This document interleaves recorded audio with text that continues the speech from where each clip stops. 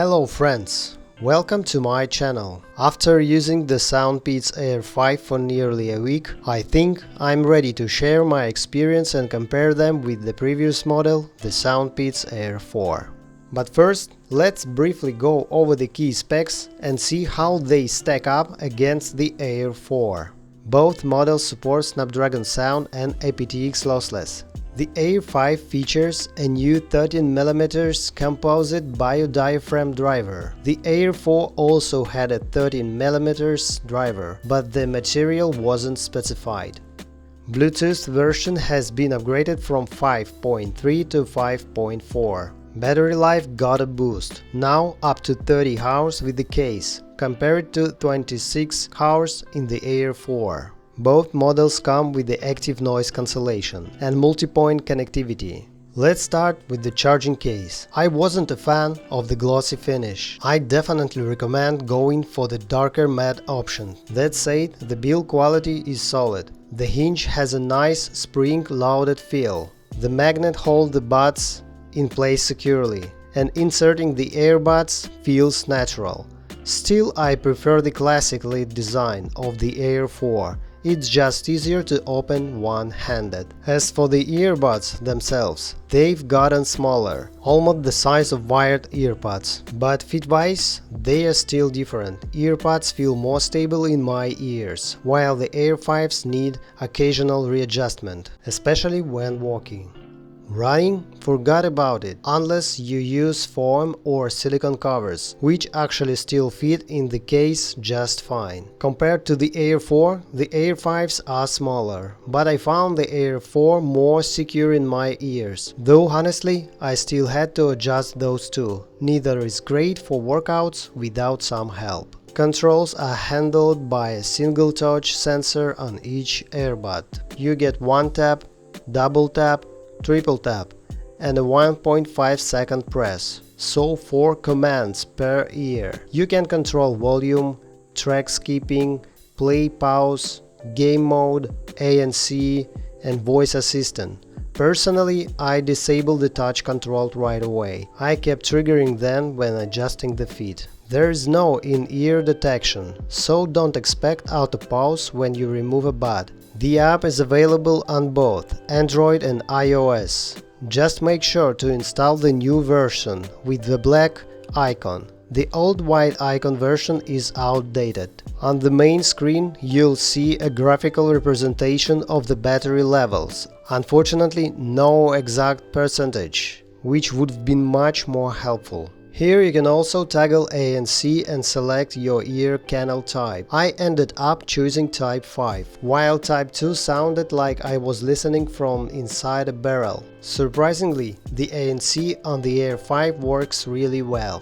It cancels out things like fans, AC units, or a fridge humming in the background. And the best part, ANC doesn't mess with the tonal balance. That's a huge improvement over the Air 4, where turning on ANC drastically alters the sound, and not in a good way. There is also toggle to completely disable touch controls, which I did immediately. You can also activate gaming mode for lower latency, check firmware, reset settings, change the language. Mine only had English and Chinese, and adjust the volume of the voice prompts. Next is the most important tab, audio settings.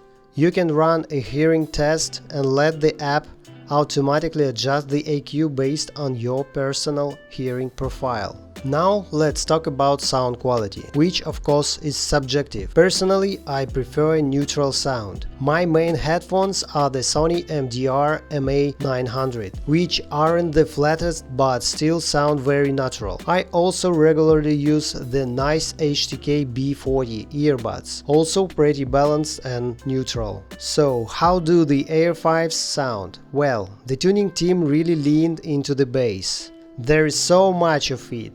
It's hard to dial it back even with the manual EQ. The presets? None of them really worked for me. The SoundPEATS Classic preset has a way too much bass, and not the clean, punchy kind either, but more of a boomy mess.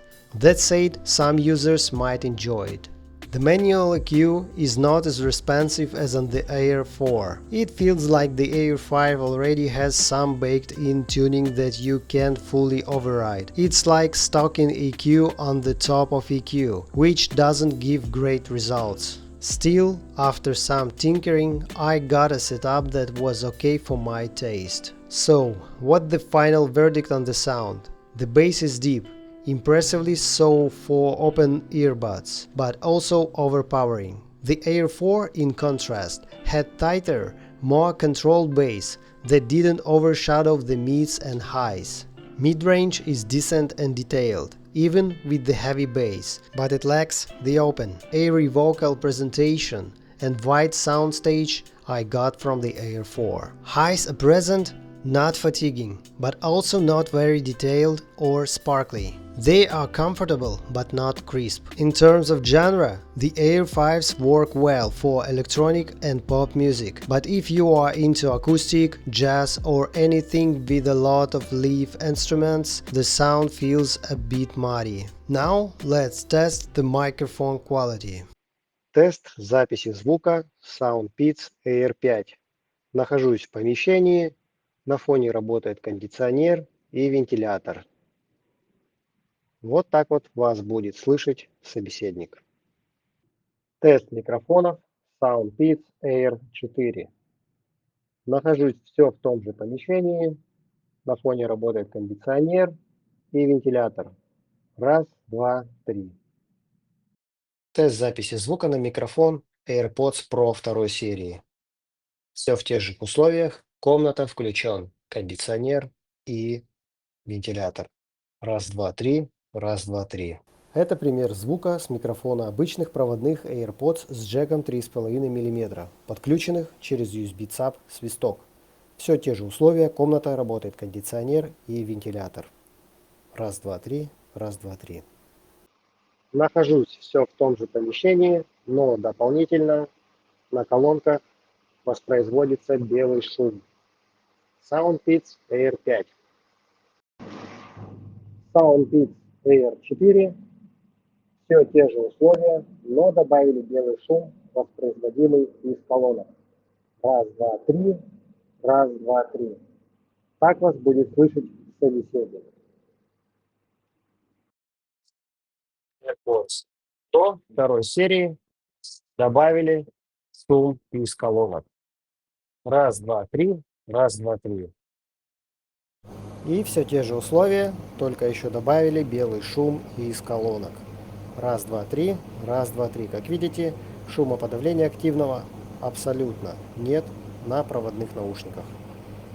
Honestly, my first impression weren't great, mostly due to the overall bass-heavy sound. But after some EQ adjustment and a week of daily use, I started to appreciate the strength of the Air 5, solid ANC and excellent microphones. In phone calls, I never had anyone complain about how I sounded, and I asked several times. If you are picky about sound and prioritize audio fidelity, I'd recommend sticking with the Air 5. But if your focus is on call quality, podcast or audiobooks, then Air 5 could be a great choice. Thank you very much for watching. If you found this helpful, hit that like button, subscribe and share your thoughts or questions in the comments. Choose wisely, and I'll see you in the next one.